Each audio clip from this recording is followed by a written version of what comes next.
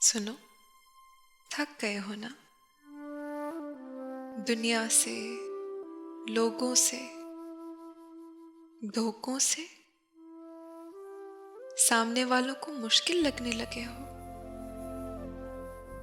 समझ में नहीं आते, लेकिन इसमें तुम्हारा या उनका कोई कसूर नहीं।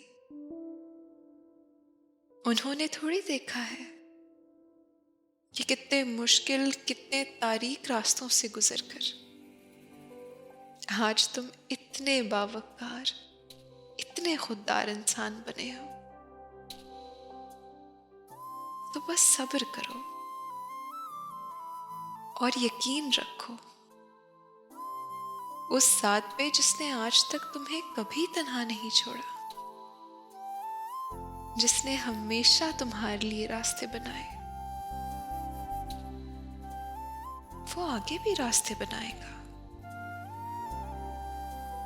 चाहे सब छोड़ जाएं,